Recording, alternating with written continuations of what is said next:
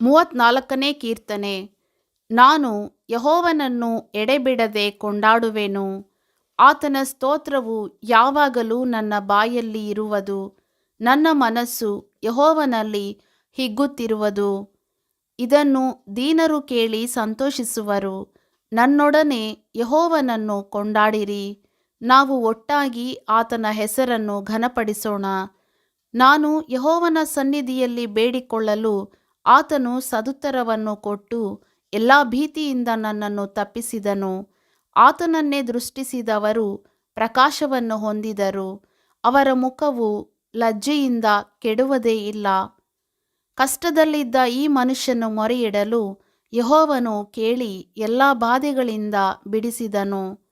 ಯೆಹೋವನ ಭಯಭಕ್ತಿಯುಳ್ಳವರ ಸುತ್ತಲೂ ಆತನ ದೂತನು ದಂಡಿಳಿಸಿ ಕಾವಲಾಗಿದ್ದು ಕಾಪಾಡುತ್ತಾನೆ. ಯೆಹೋವನು ಸರ್ವೋತ್ತಮನೆಂದು ಅನುಭವದಿಂದ ತಿಳಿದುಕೊಳ್ಳಿರಿ. ಆತನನ್ನು ಆಶ್ರಯಿಸಿಕೊಂಡವರು ಎಷ್ಟೋ ಧನ್ಯರು. ಯೆಹೋವನ ಜನರೇ, ಆತನಲ್ಲಿ ಭಯಭಕ್ತಿಯುಳ್ಳವರಾಗಿರ್ರಿ.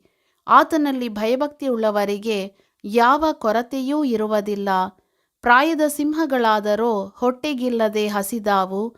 ಯೆಹೋವನ ಸನ್ನಿಧಿಯಲ್ಲಿ ಬೇಡಿಕೊಳ್ಳುವವರಿಗೆ ಯಾವ ಮೇಲಿಗೂ ಕಡಿಮೆಯಿಲ್ಲ. ಮಕ್ಕಳಿರಾ, ಬನ್ನಿರಿ, ನನ್ನ ಮಾತನ್ನು ಕೇಳಿರಿ. ನಾನು ಯೆಹೋವನ ಭಯವನ್ನು ನಿಮಗೆ ಕಲಿಸುವೆನು.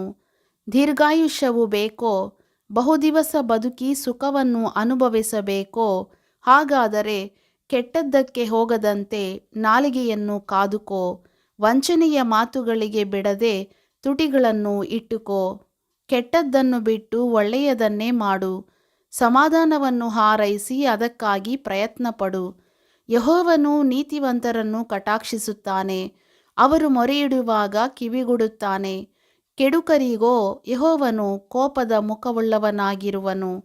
ಲೋಕದಲ್ಲಿ ಅವರ ನೆನಪೇ ಉಳಿಯದಂತೆ ತೆಗೆದುಹಾಕುವನು. ಯೆಹೋವನು ನೀತಿವಂತರ ಕೂಗನ್ನು ಕೇಳಿ ಎಲ್ಲ ಕಷ್ಟಗಳಿಂದ ಅವರನ್ನು ಬಿಡಿಸುತ್ತಾನೆ. ಮುರಿದ ಮನಸ್ಸುಳ್ಳವರಿಗೆ ಯೆಹೋವನು ನೆರವಾಗುತ್ತಾನೆ. ಕುಗ್ಗಿ ಹೋದವರನ್ನು ಉದ್ಧಾರ ಮಾಡುತ್ತಾನೆ. ನೀತಿವಂತನಿಗೆ ಸಂಭವಿಸುವ ಕಷ್ಟಗಳು ಅನೇಕವಿದ್ದರೂ ಯೆಹೋವನು ಅವೆಲ್ಲವುಗಳಿಂದ ಅವನನ್ನು ಬಿಡಿಸುತ್ತಾನೆ. ಆತನು ಅವನ ಎಲುಬುಗಳನ್ನೆಲ್ಲ ಕಾಪಾಡುತ್ತಾನೆ. ಅವುಗಳಲ್ಲಿ ಒಂದಾದರೂ ಮುರಿದು ಹೋಗುವುದಿಲ್ಲ. ದುಷ್ಟನ ಕೆಡುಕು ಅವನನ್ನೇ ಕೊಲ್ಲುವುದು.